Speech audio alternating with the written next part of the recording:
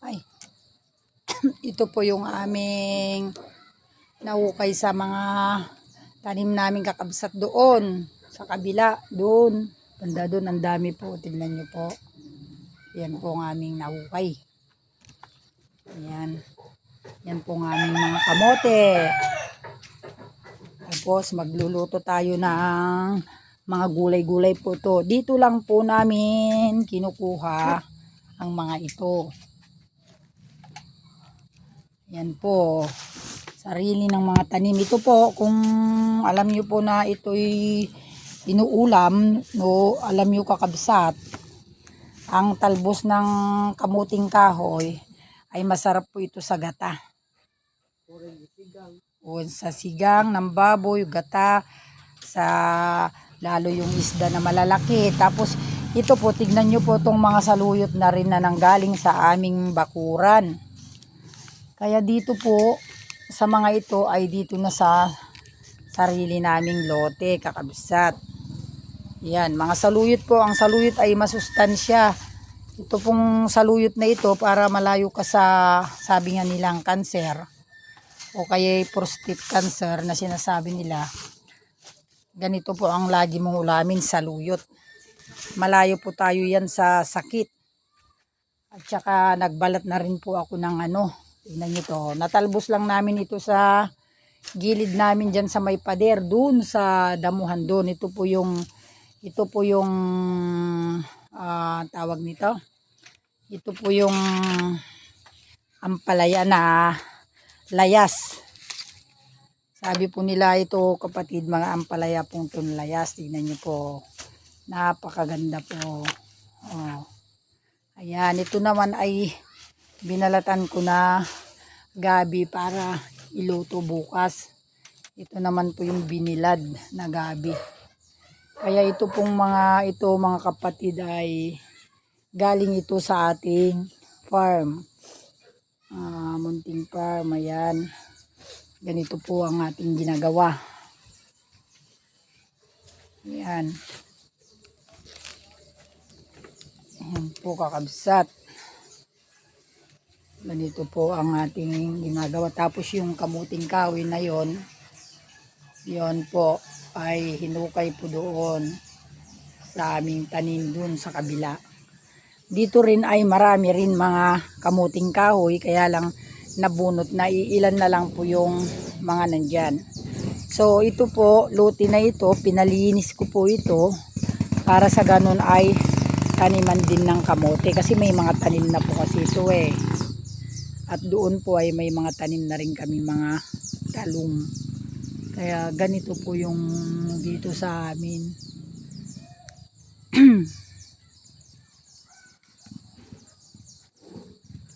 Ayan.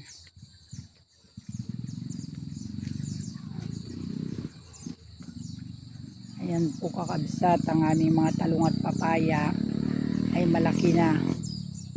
Parang kailan ko lang itinanim yan. Ayan po, dire-diretso na po yan. Oh. Ayan. Yung mga papaya po yan na madaling mamunga. At saka yung talong, oh, yan po. So dadagdagan ko pa po ng mga pananim. Dito, hindi pa ako magtanim-tanim dito kakapagsa. Yan. Kasi maluwang pa. Doon naman po ay marami naman pong kamote. Yan.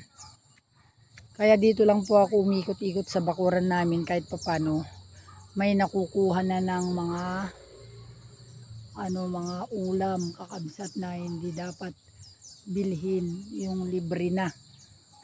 Tapos dito tayo na nakikinabang mga kapatid. Ganun lang po yung lulusot na ako dito. Tignan nga natin yun. Ay, yung okra kung pwede pa. Ayun, pwede pa. Ayun, kakabsat oh. May dalawang bunga ng aking okra. Ayan. Ayan. Ito po. Ay, bakit hinukay ng manok yung mga tanim kong luya? Kabastos naman yung manok na yun. Pinaghuhukay niya yung tinanim ko. Tinanim ko po na luya ito eh. Hinukay po ng manok. Bastos naman yung manok na yun.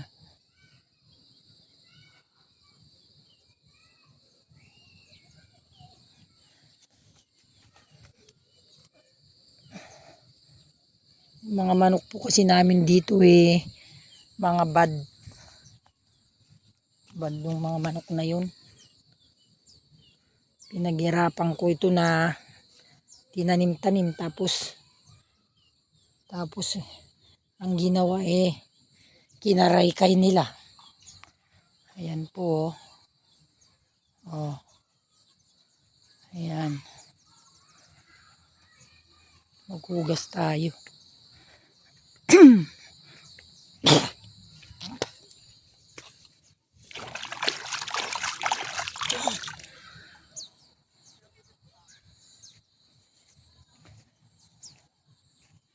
Balik na tayo dun.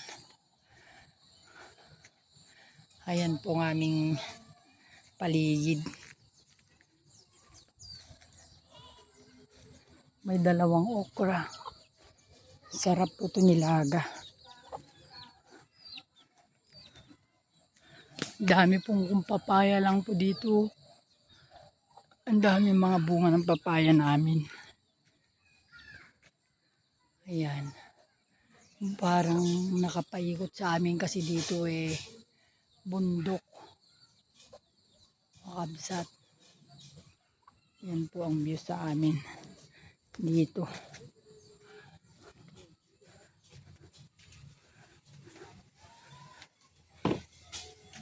Puro mga gulay na po itong mga nakikita na dito eh.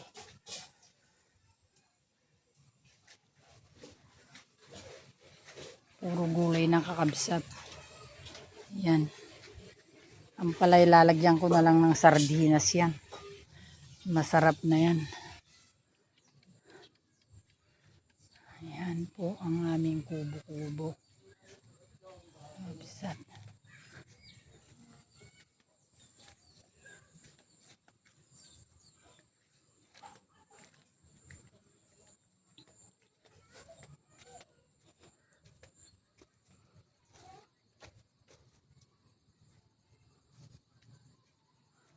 Ikot po tayo dito sa daan. Musale. Manusale. Awan bukol ti kuha mo kura.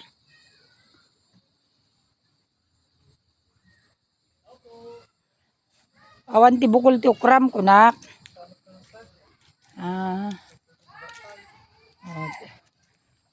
Tingnan nyo po ito mga kapatid. Okra ko na. Tingnan nyo po yung patubig po namin dito ay tuloy-tuloy po yung tubig. Oh, ang ganda. Oh. Ang dami pong suso.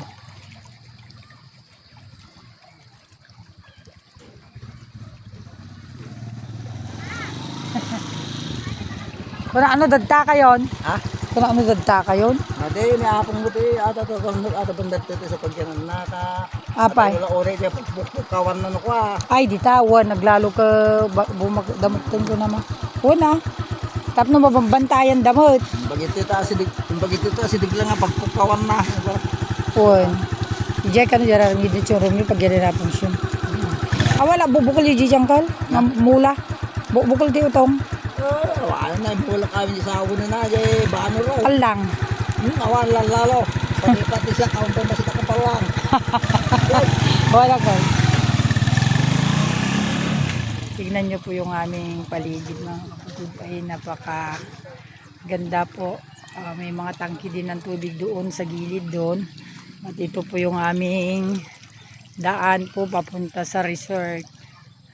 Tingnan nyo po yung view at napakaganda po. Oh. Ayan, ayan po yung tubig. Tuloy-tuloy po ang tubig. Ayan.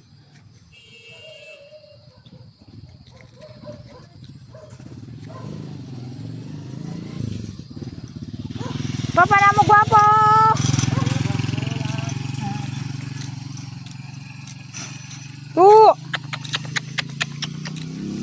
Ito po kakabsat. kakabsat, may nag-uuling po doon. Tignan natin. Ito, lapit lang po sa bahay kasi ikot ka lang kasi dito. Yung daan po kasi na yan, papunta po yan sa resort. Ayan. Nakaikot na ako dito. Yun, may nag-uuling po doon. Ayan po yung papunta doon sa mga pine tree na yan. Maganda po dyan yun yung resort. Ayan. Tingnan lang po natin dito yung nag-uuling sa gilid. Kasi ito, maigit sila, merong may-ari po nito dito. Ayun po yung uling. Ilog na po kasi dyan sa baba doon. Ayan po. Oh. Ayun, may nag-uuling po doon. Ayun, mga kapatid. Doon sa gilid ng simento na yun ay ilog na po yan. May dam po doon. Napakaganda po dito sa amin lugar. Sa Mayantok, Tarlac, Kakabsat. Yan, balik na ako sa bahay. Simikot lang ako. Guruuring da mo, Jenny Maki. Guruuring da.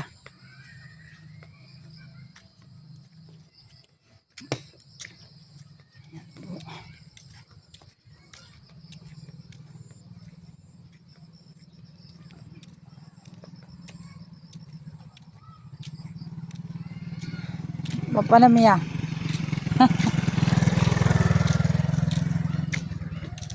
Ayan. Ayan kakabsat. Di po bang ganda ng tanawin? Kahit agbo-vlog ka tigas tila yo. Ayan. Malamig kasi tayo tayukot. Maganda po ang ating paligid mga kapatid. Ayan, magkabilaan po na sasakain. Ayan. Ayan. Vlog. Tatawag mo. Ayan. Ito ang bahay ng aking ate. Ayan, aking kapatid.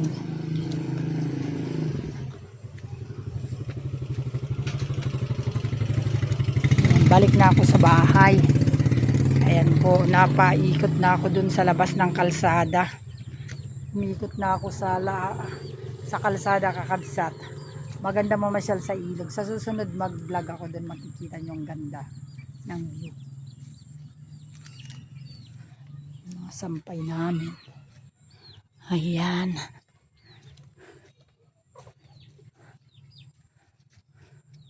Ayan po, magandang hapon po sa inyo. Bye-bye po sa inyo lahat. God bless po sa inyo. Bye-bye.